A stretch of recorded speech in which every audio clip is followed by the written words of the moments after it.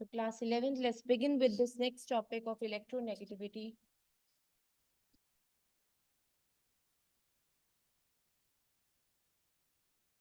We did till electron gain enthalpy yesterday.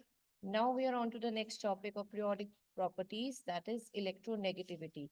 Everyone is aware what is electronegativity, but let's start uh, how to do this part. That is, first is you have to be aware about one thing कि जब भी कोई molecule होता है, let's say A और B का, उनके बीच में एक शेयर्ड इलेक्ट्रॉन पेयर है. This is what shared electron pair. और इस शेयर्ड इलेक्ट्रॉन पेयर के इस शेयर्ड इलेक्ट्रॉन पेयर को अपनी तरफ अट्रैक्ट करने की इनकी टेंडेंसी होती है, आइदर ए और वी कैन से बी. तो जो भी सक्सेसफुली इस शेयर्ड इलेक्ट्रॉन पेयर को अपनी तरफ अट्रैक्ट कर लेता है, हम उस एटम को बोल देते हैं that is more electronegative. Simple सी बात है बेटा, एक ताकत का ही तो ये रिप्रेजेंटेशन है. हाउ? बिकॉज हमें यहाँ पे ये बताना पड़ता है कि कौन सा एटम इस मॉलिक्यूल में, A B is a molecule my dear, electronegativity कभी भी रिप्रेजेंट होगी तो मॉलिक्यूल के अंदर होगी, अकेले किसी एटम की नहीं होती है. ठीक है, इट्स अ कंपैरेटिव डिग्री. ठीक है, अगर हम लोग कह रहे हैं कि like B is more electronegative, तो हमारा यही पर्पस है कहने का कि उसने शेयर्ड इलेक्ट्रॉन पेयर को अपनी तरफ अट्रैक्ट कर लिया, दैट्स वाई. तो इसलिए हम लोग कहते हैं ये ए और बी क्या बनाते हैं, मॉलिक्यूल. और इन दोनों में जिसकी भी ज्यादा टेंडेंसी होगी शेयर्ड इलेक्ट्रॉन पेयर को अपनी तरफ अट्रैक्ट करने की, शिफ्ट करने की, उसे हम कह देते हैं दैट इज मोर इलेक्ट्रोनेगेटिव. तो फॉर एग्जाम्पल लेट्स कंसिडर कि बी ने अपनी तरफ कर लिया है इलेक्ट्रॉन पेयर को अट्रैक्ट, तो हम कहेंगे इट इज मोर इलेक्ट्रोनेगेटिव. कई बार बोलते हैं ए को कि इट इज लेस इलेक्ट्रोनेगेटिव, लेकिन एक और तरीका है कहने का कि अगर हम बी को इलेक्ट्रोनेगेटिव कह रहे हैं तो ए को हम कह देते हैं इलेक्ट्रो पॉजिटिव. तो इसलिए यहाँ पे दोनों तरीके से इस चीज को बोला जाता है, ए और बी मॉलिक्यूल में इलेक्ट्रोनेगेटिविटी डिफरेंस को. नाउ लेट्स टॉक अबाउट, पहले जरा एक फॉर्मेलिटी कर लें इस चीज को लिखने की बेटा, फिर आगे बढ़ेंगे. लिखिए जरा इसके अंदर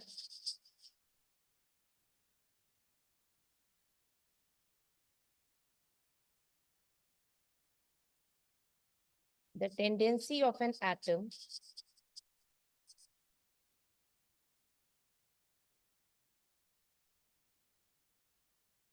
in a molecule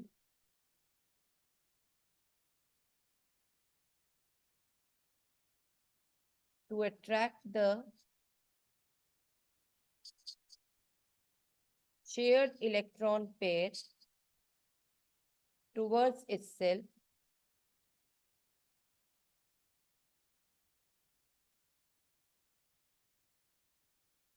and acquiring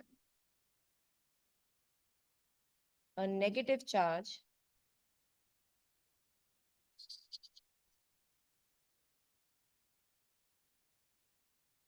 is known as electronegativity.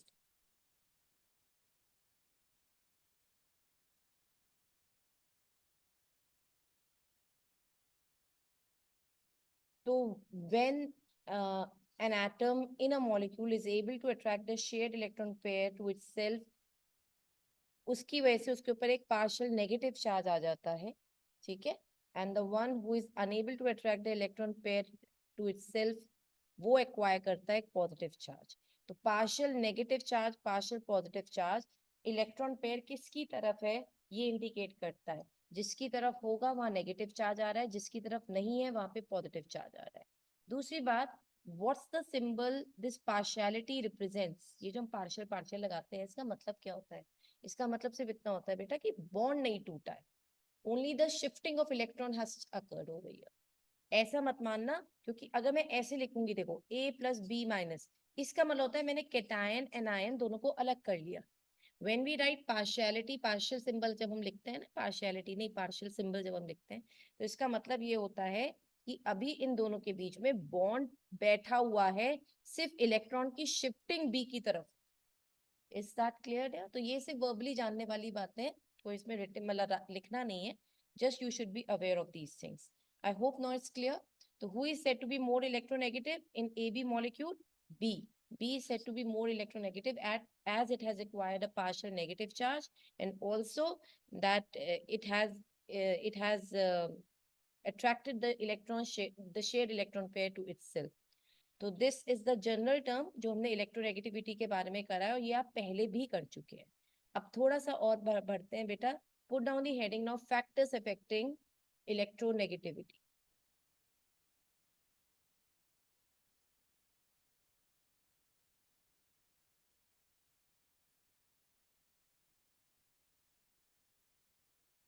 Online students, I hope all done. So moving on to the next page, everyone.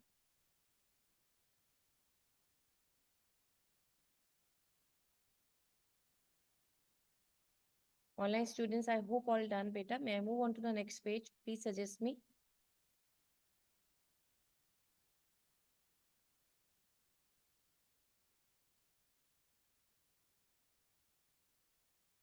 Fine, Ojaswini. So let's move on there to the next one. Put down the heading, factors which are affecting electronegativity. Kindly complete the sentence if in case you wish to do so. Now let's go on to the factors. The first factor is atomic size. Second factor is nuclear charge. Third is charge on cation. Fourth is charge on anion.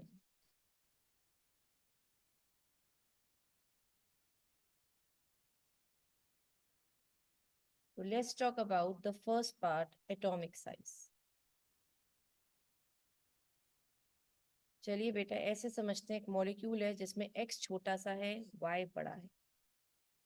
ठीक है, क्योंकि मैंने आपसे बार बार बोला कि जो electronegativity है वो किसी मॉलिक्यूल में किसी एक एटम की टेंडेंसी है, वो अकेले किसी एटम को हम डिस्कस नहीं कर सकते।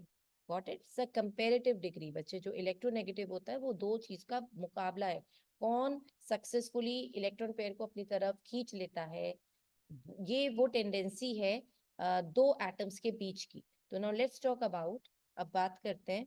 सपोज मान लीजिए ये ब्लू पेन से मैंने जो दो इलेक्ट्रॉन बनाए हैं, इनको अट्रैक्ट करने की बात है। तो क्योंकि x हमारा एक छोटा एटम है, y हमारा एक बड़ा एटम है, तो x का ये क्या है हमारे पास, nucleus, right?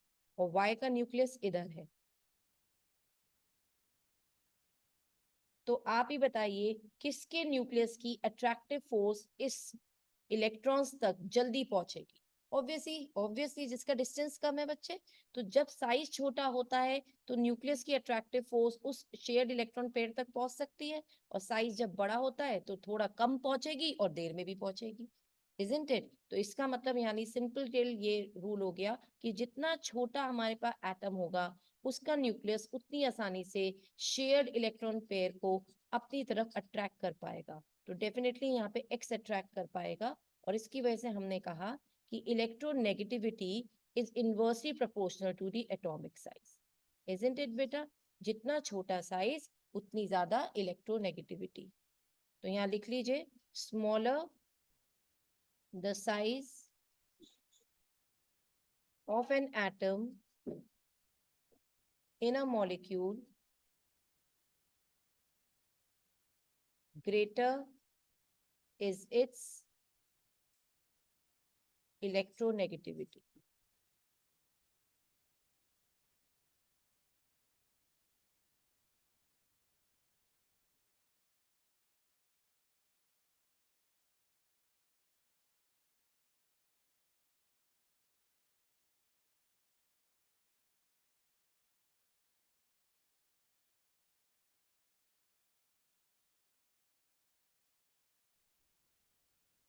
Second point is nuclear charge.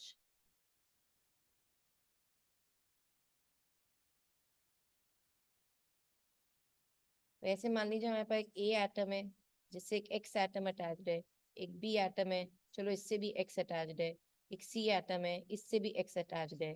ए के ऊपर जो न्यूक्लियर चार्ज है, लेट्स से वो है +50, एक के ऊपर है +60, एक के ऊपर है +70।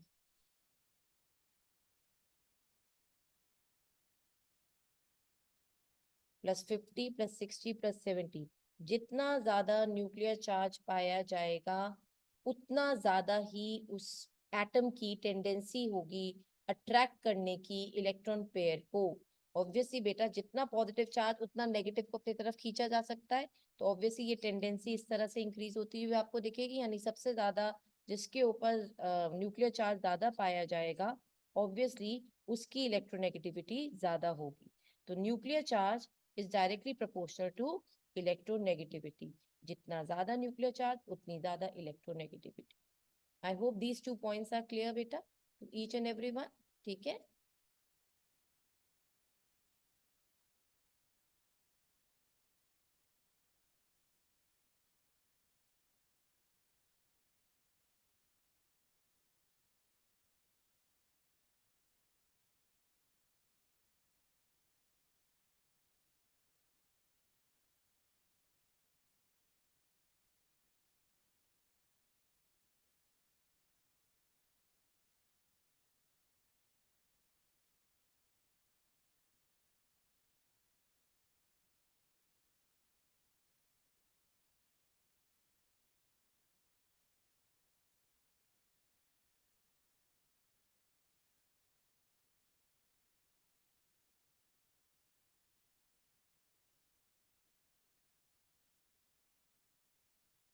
ऑल डन बेटा?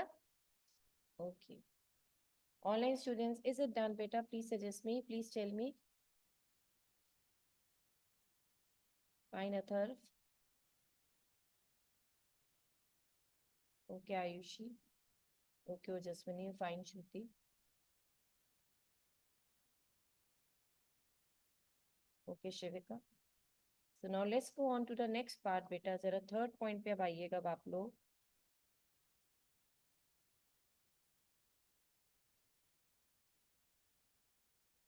कराऊं? Third is beta charge on cation.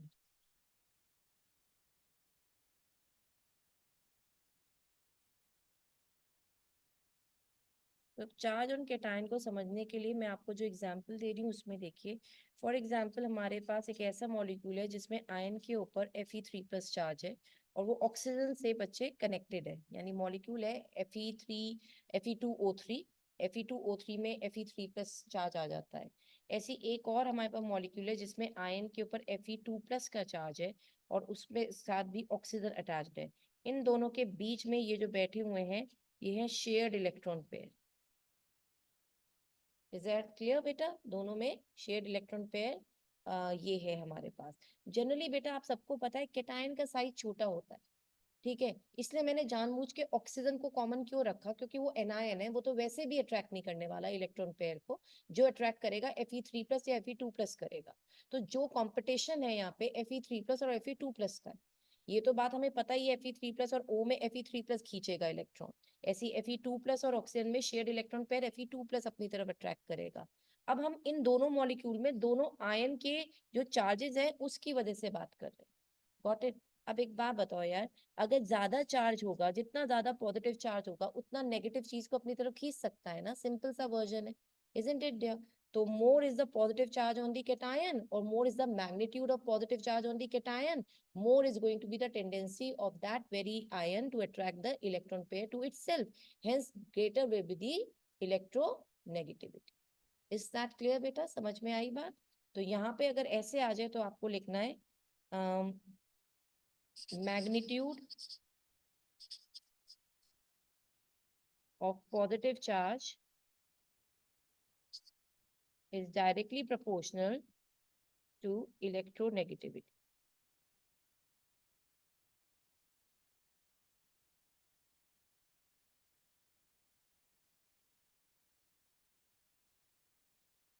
जैसे फॉर एग्जाम्पल मैं आपसे कहूँ Mn2+, Mn4+ और Mn6+ है, अगर मैं आपसे ऐसे ही पूछ लूँ इसमें सबसे ज्यादा इलेक्ट्रोनेगेटिविटी किसकी होगी? Come on, one option.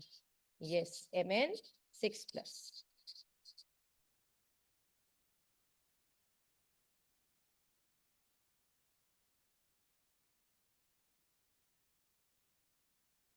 Kindly complete this, then we'll switch on to the next one.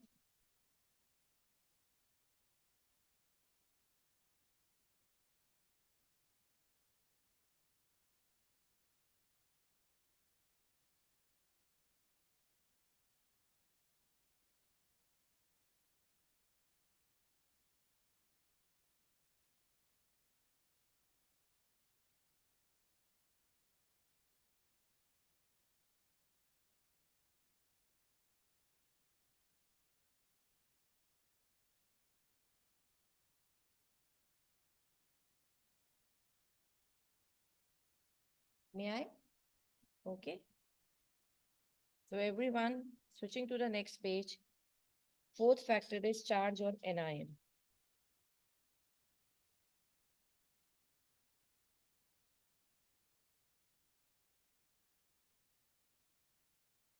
Okay, let's say हमारे पास एक तरफ अमोनिया है और एक तरफ है हमारे पास यहाँ पर N2H4.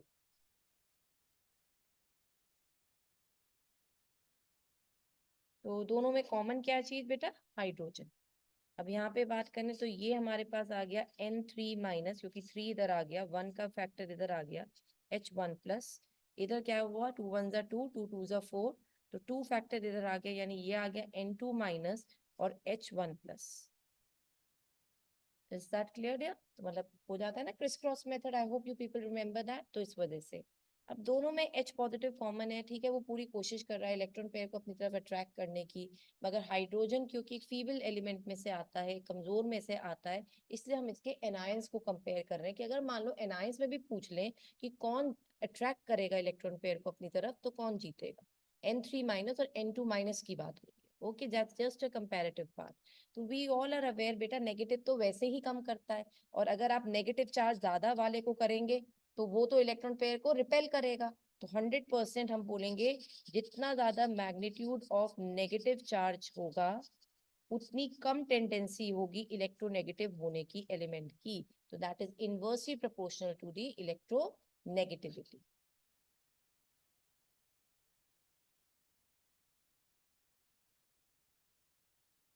तो यहाँ पे तो फिलहाल N2- की टेंडेंसी ज्यादा है N3- के मुकाबले इलेक्ट्रोनेगेटिविटी होने की.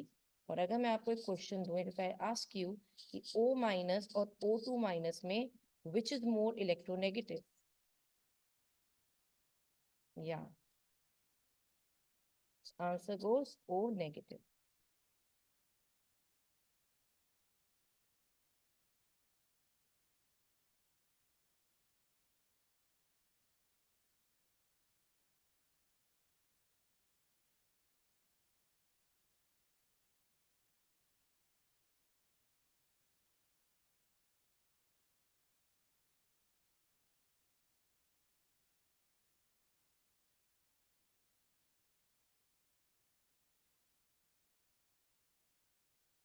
ऑनलाइन स्टूडेंट्स ऑल डन बेटा? Online students, is it all done बच्चे? Fine others. Okay Ayushi, okay Garvit, fine Shruti, Shivika, Ojaswini. So now let's talk about the next one. May I, everyone here?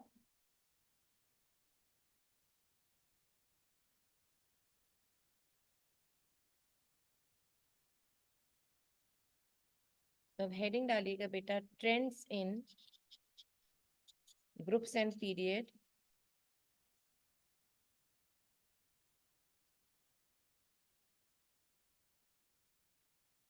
पहले ग्रुप्स में बात कर ले.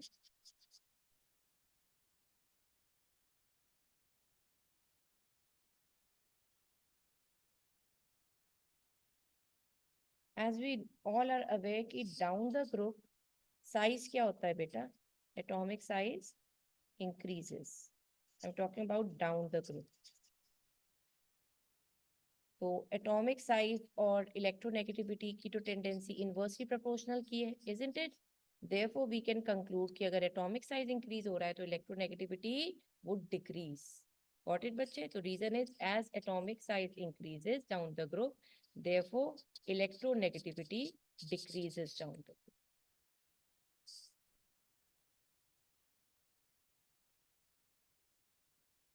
सेकंड बात करते हैं पीरियड्स की. So as we move left to right in a period, the size of the atoms, they go on decreasing, isn't it dear? तो अगर हमें ये बात पता है left to right in a period,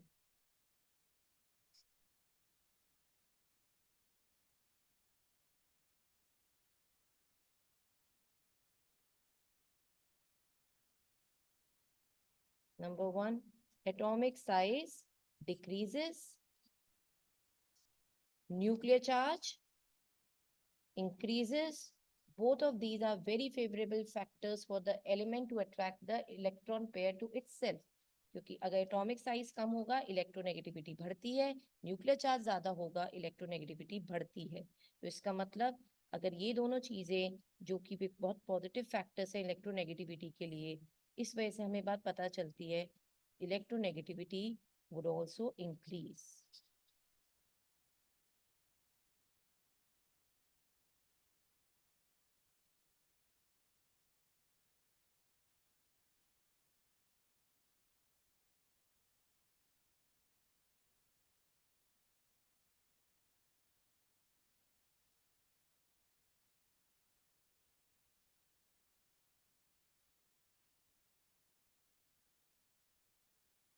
तो इसलिए हमें पता है जो मोस्ट इलेक्ट्रोनेगेटिव एलिमेंट है वो कौन सा है बेटा? फ्लोरीन। आप लोगों ने पढ़ा भी है ग्रुप्स के अंदर और पीरियड्स के अंदर, अगर कोई है सबसे ज्यादा इलेक्ट्रोनेगेटिव दैट इज फ्लोरीन। तो यहाँ नोट करके पॉइंट लिखिएगा, most electronegative atom of the periodic table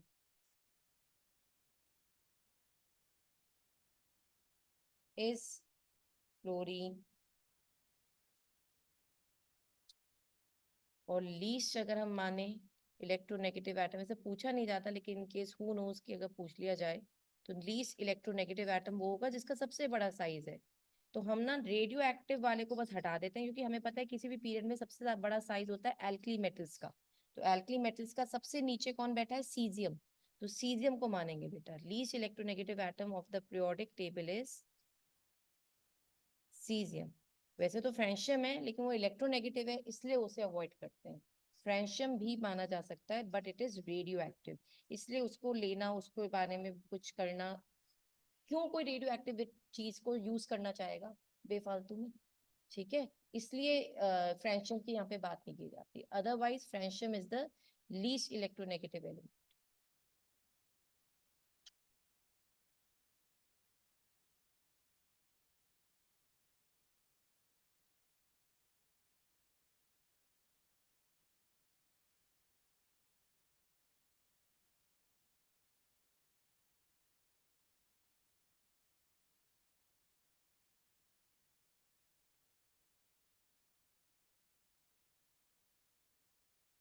Okay, now let's talk about done.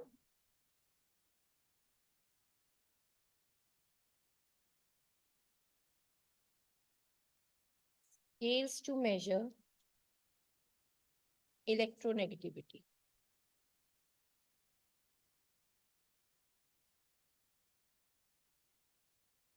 बेटा इलेक्ट्रोनेगेटिविटी ना एक रिलेटिव वैल्यू है। रिलेटिव मतलब जब किसी से आप रिलेट करोगे तब जाके उसके बारे में डिसाइड करोगे, अकेले कुछ नहीं होता है। तो फिलहाल एक स्केल आया जिसको हम बोलते हैं पॉलिंग स्केल। उन्होंने कुछ ऐसा किया कि बार बार कंपेयर करके, यानी एक एलिमेंट को डिफरेंट डिफरेंट एटम्स के साथ मॉलिक्यूल बनवाकर फिर टेंडेंसी उसकी चेक करी कि इसकी क्या टेंडेंसी है इलेक्ट्रॉन पेयर को अट्रैक्ट करने की। तब उन्होंने क्या किया, हर एलिमेंट को एक नंबर दिया according to the like most electronegative. जैसे फ्लोरीन को नंबर 4 दिया, क्योंकि हमें पता है फ्लोरीन से ज्यादा इलेक्ट्रोनेगेटिव कोई नहीं है। उन्होंने पॉलिंग ने अपने स्केल में फ्लोरीन को एक नंबर दिया, that is what we call as the most electronegative element, और उसको हम लोग बोल देते हैं कि उसको 4 नंबर पॉलिंग ने अपने स्केल पर दिया। अब इसी चीज को पढ़ने के लिए now let's talk about the polling scale. कैसे उन्होंने इस चीज को मेजर करने की बात करी, अब इसके बारे में बात करेंगे।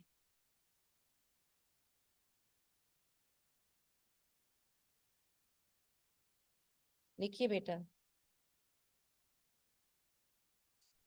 हाइड्रोजन और ली बे बक नॉफ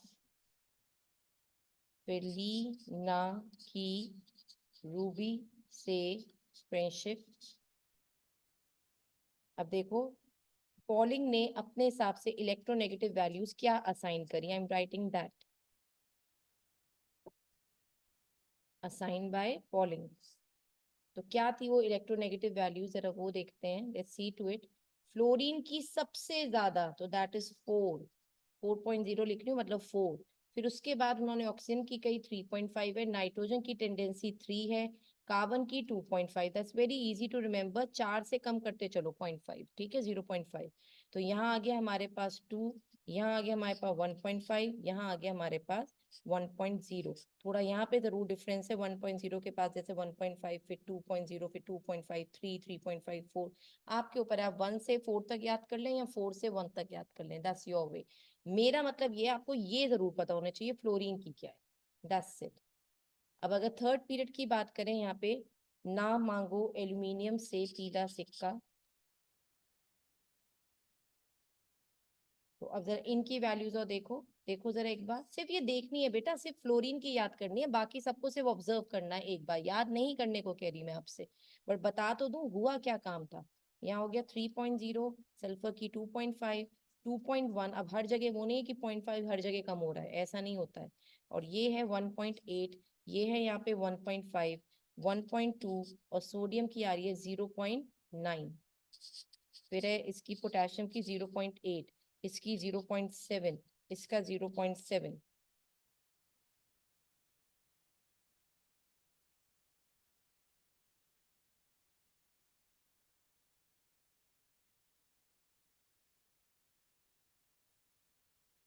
एक मिनट बेटा, सीजियम की 0.7 है, सीजियम और फ्रेंशियम की अप्रोक्सीमेटली में एक ही मान रहे हैं ना।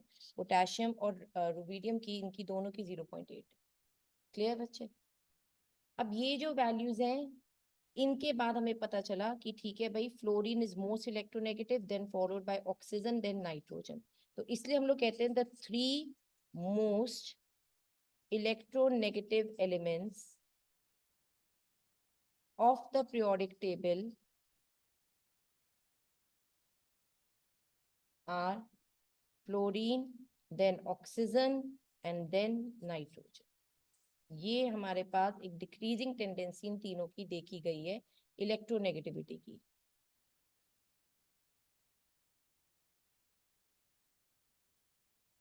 इज दिस क्लियर बेटा, समझ में आ गई बात? अब हेडिंग डालिएगा, applications of electronegativity, applications of electronegativity.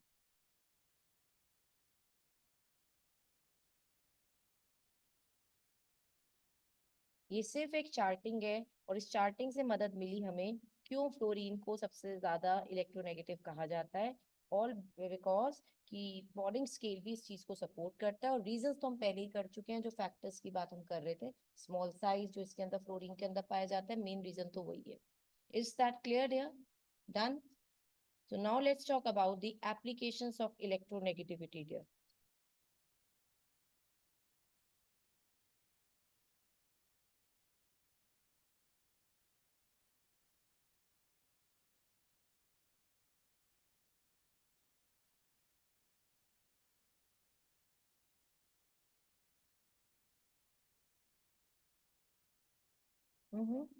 May I?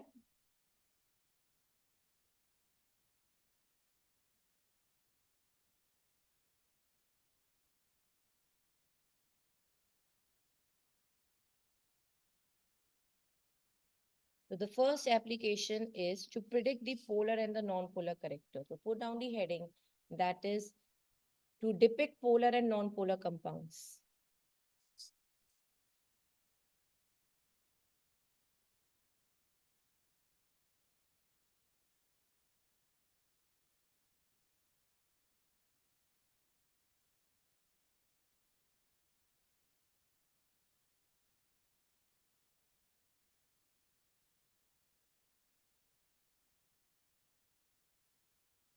अच्छा, जो अभी पॉलिंग स्केल का चार्ट बनाया था आपने, अभी जो इसमें मैंने नंबर लिख रखे हैं, जरा देखो हाइड्रोजन की इलेक्ट्रोनेगेटिविटी कितनी है। What is it? हाइड्रोजन की इलेक्ट्रोनेगेटिविटी अभी हमने लिखी थी बेटा, कितनी लिखी थी? अच्छा sorry, I forgot to mention about hydrogen, I am so sorry. जरा उस स्केल में लिख लीजिए, दैट्स 2.1 बेटा। हाइड्रोजन की इट इज 2.1।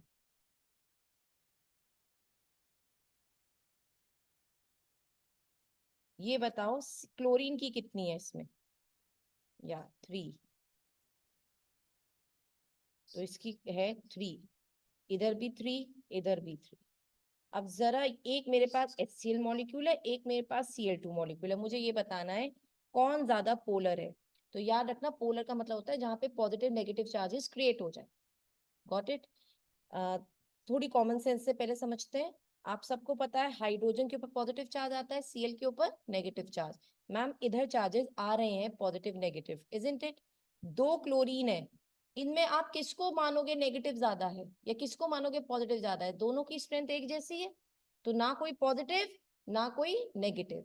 यानी अगर HCl में इस शेयर्ड इलेक्ट्रॉन पेयर को छीनने की टेंडेंसी माने किसकी ज्यादा होगी, तो हम कहेंगे मैम H। आप कहोगे कि ma'am H positive Cl negative में ऑब्वियसली यहाँ पे हम देखेंगे कि जिसकी तरफ भी शिफ्टिंग हो जाएगी, क्योंकि H और Cl दो अलग अलग एटम्स हैं, इसके बारे में बात की जा सकती है। मगर जब दो एक से होते हैं बेटा, तो आप ये बात कहाँ कर सकते हैं कि मतलब दोनों में से कौन खींचेगा? दोनों की स्ट्रेंथ एक एक साथ लगेगी और एक दूसरे के बराबरी पर होगी। अल्टीमेटली इलेक्ट्रॉन पेयर कहीं नहीं शिफ्ट होगा, isn't it dear? तो जहां इलेक्ट्रॉन पेयर कहीं शिफ्ट नहीं होता, वहां पे कोई partial negative partial positive charges नहीं आते। जहां इलेक्ट्रॉन पेयर की शिफ्टिंग होती है, कोई छोटा बड़ा होता है, वहां पे चार्जेस का होता है, isn't it dear? तो अगर ऐसी चीज देखी जाए तो टेंडेंसी हाइड्रोजन की 2.1 बोली है, क्लोरीन की ज्यादा है 3 बोली है। तो आप क्या करेंगे, आप इलेक्ट्रोनेगेटिविटी डिफरेंस निकालेंगे। जिन मॉलिक्यूल में एटम्स का इलेक्ट्रोनेगेटिविटी डिफरेंस ज्यादा आ जाता है, आप उन्हें कह देंगे वो ज्यादा पोलर है। Is that clear? जैसे मैं इधर निकालूंगी, आई वुड से 3 माइनस 2.1, तो दैट बिकम्स 1.9 या। और इधर करेंगे इलेक्ट्रोनेगेटिविटी डिफरेंस, तो बताओ कितना आएगा बच्चे? 3 - 3 0। तो ये हो गया हमारे पास नॉन पोलर मॉलिक्यूल, यानी यहाँ पे कोई पोलैरिटी क्रिएट नहीं होगी। ये हो गया हमारे पास पोलर मॉलिक्यूल। तो if the electronegativity difference in a compound is more then greater will be the polar character। इस वजह से हम कहेंगे कि HCl molecule is polar and Cl2 molecule is non-polar।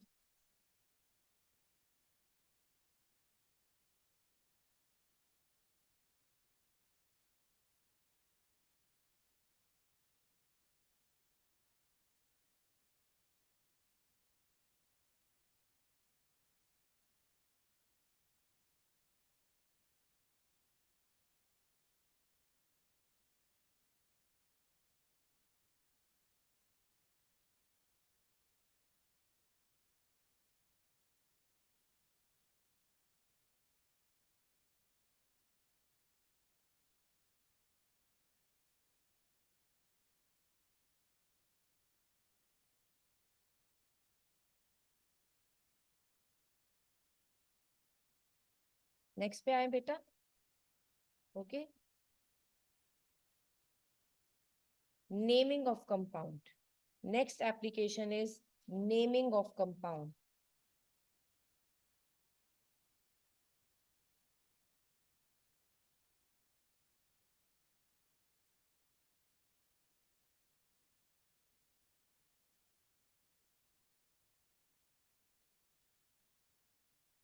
जैसे SO2, HCl और PCl3 की बात की जाए, हम इसको बोलते हैं बेटा सल्फर डाइऑक्साइड। हम इसको ऑक्सीजन सल्फाइड क्यों नहीं बोलते? That's the question. आपने तो बचपन से याद किया है, आप लोग तो ऐसे ही याद करते हो सल्फर डाइऑक्साइड, इजंट इट? हम इसे ऑक्सीजन सल्फाइड क्यों नहीं बोलते? That's the question. समझ में आ रही है बात? मतलब तभी नाम की तभी टॉपिक की हेडिंग क्या है? Naming of compound. Definitely electronegativity कोई इंपॉर्टेंट रोल प्ले कर रहा होगा नेमिंग के अंदर, तभी इस चीज को यहाँ पढ़ रहे हैं। समझ में आई बात? जैसे हम इसे बोलते हैं hydrogen chloride, why not chlorine hydride? क्यों नहीं बोल रहे? Got it. फॉस्फोरस क्लोराइड या phosphorus trichloride, why not like chlorine phosphide? PCl3 को फॉस्फोरस क्लोराइड क्यों बोला जाता है, क्लोरीन फॉस्फाइड क्यों नहीं बोला जाता? तो अब इसके बारे में बात करते हैं, why it is so. Got it? क्योंकि इसके पीछे हिडन रीजन है इलेक्ट्रोनेगेटिविटी का। शुरू से जरूर पढ़ते हुए आए हो इनके नाम, लेकिन कभी इस तरीके से सोचा नहीं होगा, क्योंकि all because the reason is आपको इलेक्ट्रोनेगेटिविटी का ये पॉइंट नहीं पता होगा जो आज आप सीखेंगे। पहले इसके ओरिजिनल नाम लिख लीजिए, फास्फोरस क्लोराइड। जरा मुझे sulphur, oxygen, hydrogen, chlorine, phosphorus, chlorine, इन सब की इलेक्ट्रोनेगेटिविटी पॉलिंग स्केल से देखकर बताओ किसकी कितनी है। Come on, sulphur exactly 2.5, oxygen बेटा या 3.5, हाइड्रोजन 2.1, क्लोरीन 3, फास्फोरस की बच्चे कितनी है 2.1, चेक दिस आउट 2.1, और क्लोरीन की बच्चे 3 है। ये बताओ सल्फर और ऑक्सीजन में कौन ज्यादा इलेक्ट्रोनेगेटिव, ऑक्सीजन? हाइड्रोजन और क्लोरीन में कौन ज्यादा इलेक्ट्रोनेगेटिव, क्लोरीन? फास्फोरस और क्लोरीन में कौन ज्यादा इलेक्ट्रोनेगेटिव, क्लोरीन। तो मोर इलेक्ट्रोनेगेटिव एलिमेंट मैंने यहाँ इसमें नाम कर दिया है लिखकर, कंपेयर करके। जो ज्यादा इलेक्ट्रोनेगेटिव होगा, कंपाउंड का नाम उसकी फैमिली हेरिटेज के साथ चलता है, यानी वो उसका मेंबर बन जाता है। दैट्स व्हाई द सरनेम उसी का लगता है। जैसे हमने बोला डाइऑक्साइड, हमने बोला क्लोराइड, क्योंकि क्लोरीन ज्यादा इलेक्ट्रोनेगेटिव है इसलिए लास्ट में क्लोराइड, क्लोरीन ज्यादा इलेक्ट्रोनेगेटिव है इसलिए लास्ट में क्लोराइड। अगर मान लो फास्फोरस ज्यादा इलेक्ट्रोनेगेटिव होता इसलिए तब मैं कहती क्लोरीन फॉस्फाइड। जो ज्यादा इलेक्ट्रोनेगेटिव होता है उसका नाम लास्ट में चलता है एज सरनेम। समझ में आ गई बात? Got it dear? तो ये होता है बेटा, हमेशा याद रखना, किसी भी कंपाउंड का नाम अगर आपको कंफ्यूज कर रहा हो तो ये देखो उसमें कौन ज्यादा इलेक्ट्रोनेगेटिव एलिमेंट है, उसका नाम बाद में आएगा, इलेक्ट्रोपॉजिटिव का पहले आएगा। Got it dear?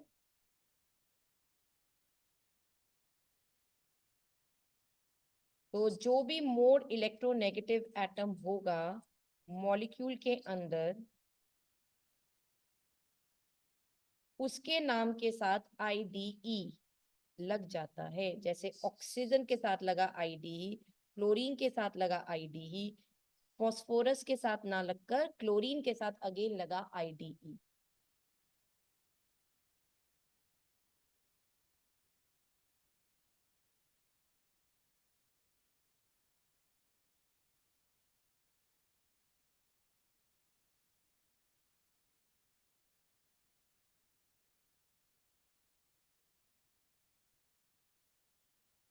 डन बेटा? Third one, third application is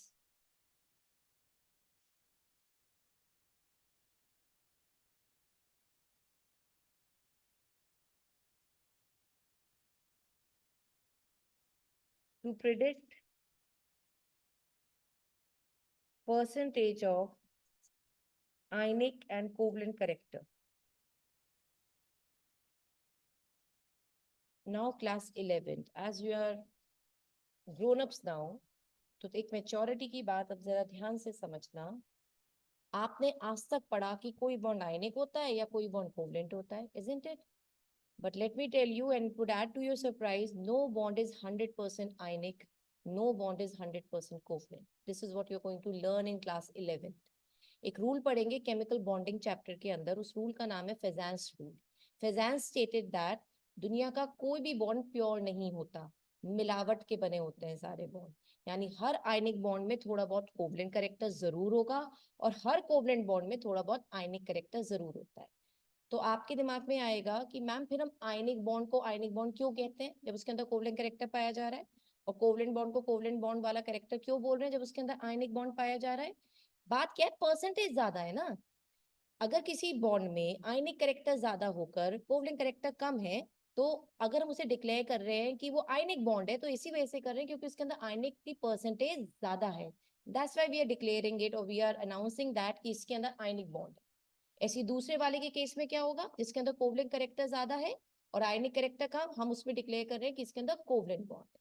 तो दैट इज व्हाई वी से कि no bond is 100% ionic or covalent in nature. This is what going to study in chemical bonding chapter under the heading of Fezan's rule. Not now, अभी नहीं, but अभी के लिए जो मैं समझा रही हूँ उस चीज को लिखो। तो इलेक्ट्रोनेगेटिविटी डिफरेंस भी काफी हद तक हमें बता सकता है कि इस मॉलिक्यूल के अंदर कोवलेंट कैरेक्टर ज्यादा है या आयनिक करेक्टर ज्यादा है.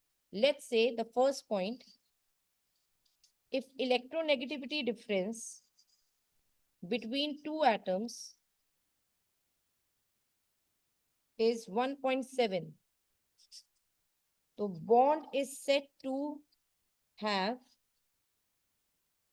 50% ionic character and 50% covalent character. अगर दो एलिमेंट्स का जो इलेक्ट्रोनेगेटिविटी डिफरेंस है वो 1.7 निकल कर आए तो आप ये कहेंगे. अगर इलेक्ट्रोनेगेटिविटी जो डिफरेंस है between the two bonded atoms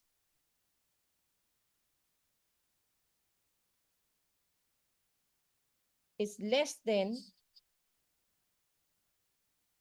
1.7, the bond is said to be predominantly, यानी अब कोवलेंट करेक्टर ने आयनिक करेक्टर के ऊपर प्रेशर डाला, प्रीडोमिनेंटली पहले डोमिनेट कर गया, इसलिए हम कहेंगे कोवलेंट करेक्टर पाया जा रहा है, कोवलेंट बॉन्ड आया. अगर 1.7 से कम है तो इलेक्ट्रोनेगेटिविटी डिफरेंस, और अगर electronegativity difference between two bonded atoms,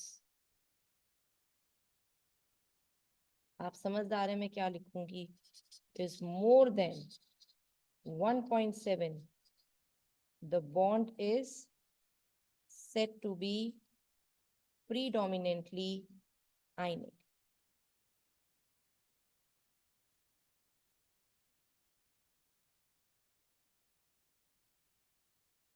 Got it?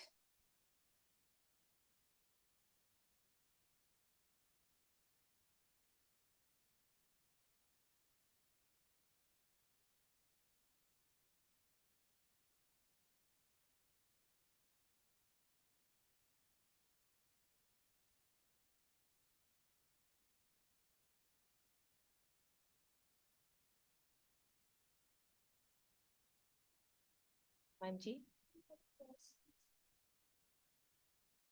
Nothing. In the first case बेटा, जैसे इन्होंने कहा electronegativity difference between two atoms is 1.7, तो you would say it has 50% ionic character, 50% covalent character. You are not going to name it like ionic or covalent. ठीक है, आप इसमें यही कहेंगे ये बॉन्ड में तो 50% आयनिक करेक्टर है, 50% कोवलेंट. बाकी दो में तो आपको पता ही है कोवलेंट और आयनिक बॉन्ड है.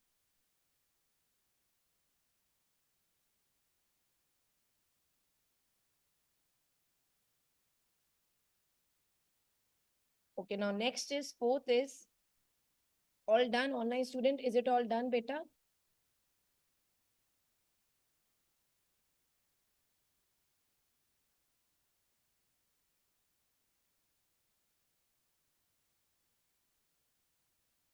Fine Karvit, okay Shruti, fine Ayushi. So let's go on to the next part बच्चे. Bond strength बच्चे, put down the heading now, bond strength. Fourth is it fourth? Okay, now the bond strength.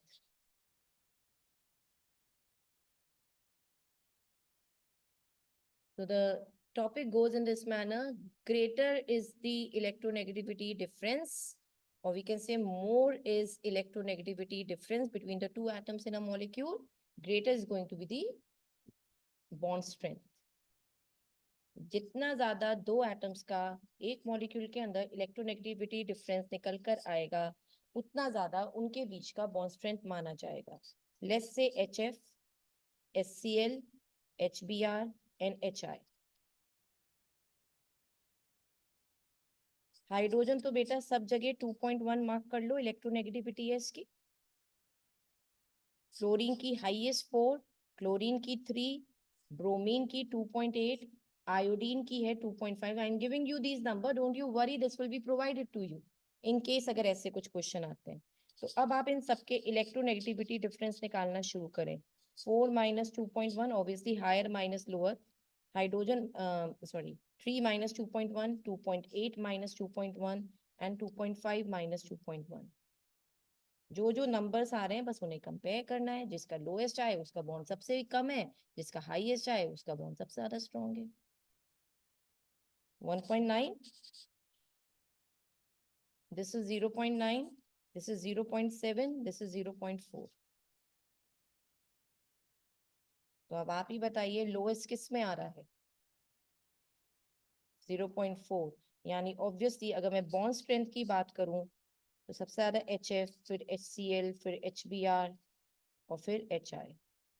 तो यानी इस order में bond strength decrease हो रही है, कमजोर बॉन्ड HI का है।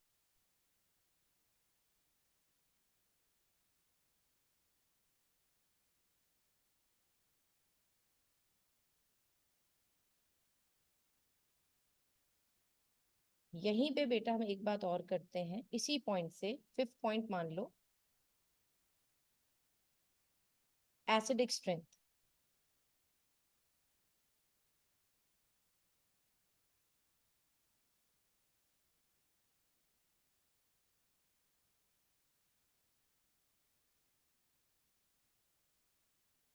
एसिडिक स्ट्रेंथ और बॉन्ड स्ट्रेंथ में इनवर्स रिलेशनशिप है,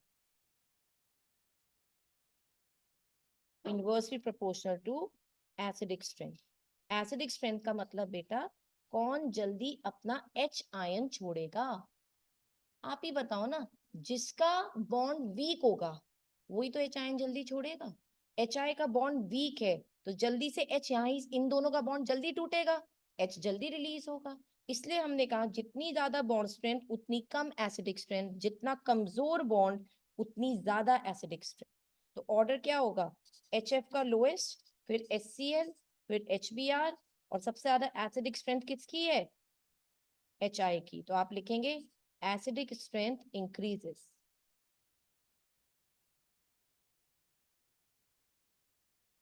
is that clear? In the order of HF का सबसे कम एसिडिक स्ट्रेंथ, H सबसे कम, सबसे देर में रिलीज होगा क्योंकि फ्लोरीन H को पकड़ के बैठा हुआ है टाइटली, बॉन्ड टाइट है उसका, बॉन्ड स्ट्रॉन्ग है उसका। और HF का बेटा सबसे कम सबसे कमजोर बॉन्ड है, इसलिए वहां से H आयन जल्दी निकल जाएगा। इज इट क्लियर बेटा? समझ में आ गई ये बात?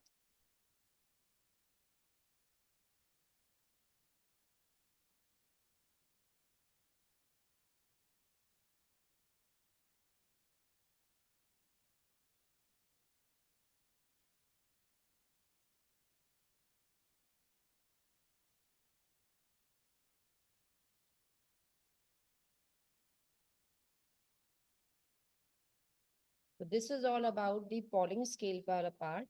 May I move on to the next one now? इसमें हमने एप्लीकेशन भी सारी पढ़ ली जो पॉलिंग स्केल की मदद से निकली। एक और स्केल था बेटा, जरा उसको और मेंशन कर लेते हैं। Second is Mulliken scale. बस इसको पढ़ना है, मतलब just to know it, not going deep into it, हम बहुत ज्यादा डीप नहीं जाएंगे। इनके हिसाब से जो इलेक्ट्रोनेगेटिविटी है वो कैलकुलेट हो सकती है, बहुत सारे फॉर्मूलेज दिए, मैं आपको सिर्फ एक करा रही हूँ। आयनाइजेशन पोटेंशियल और इलेक्ट्रॉन एफिनिटी अगर किसी हमें एलिमेंट की पता है तो इन दोनों का अगर आप एवरेज यानी सम निकाल कर अपॉन 2 कर देंगे तो फिर आपको इलेक्ट्रोनेगेटिविटी मिल जाएगी। Is that clear? That was one of the way of saying that उनका, हालांकि बहुत एक्सेप्टेंस इनको नहीं मिली, सबसे ज्यादा एक्सेप्टेंस तो बेटा उसी को मिली हुई है, दैट इज पॉलिंग स्केल को। Is that clear?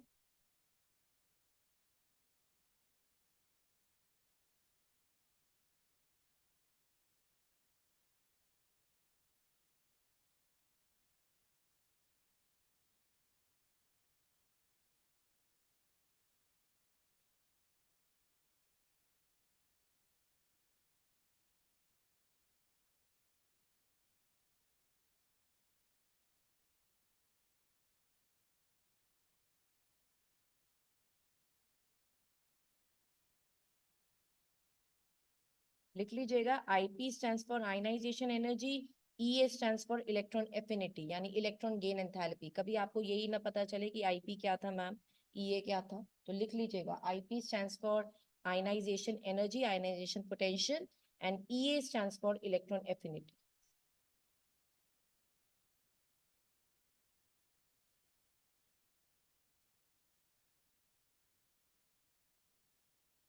तो आज के लिए टॉपिक यहीं रखते हैं बच्चे।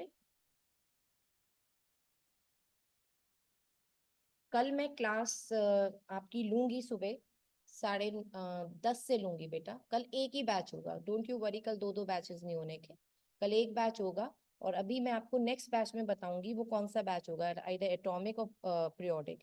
आई सी टू इट किसका सेक्शन कम बचा है, मेरे ख्याल से एटॉमिक जल्दी खत्म होने वाला है, तो that's why I am taking this class, so that from Tuesday और Wednesday I will be switching on to a new chapter. ठीक है, तो लेट मी अनाउंस इट अभी आपका। और एक टेस्ट जरूर होगा, I will announce in the next batch कि वो कौन सा टेस्ट है। 11th एक टेस्ट जरूर होगा संडे को, और कल आपकी क्लास होगी बेटा इस दैट के, बट वो क्लास 1 घंटे की होगी। ओके डियर, तो this is all done for today. आज के लिए यहीं तक रखते हैं, बाकी सब कल फॉलो अप करेंगे। तो गुड बाय फॉर नाउ।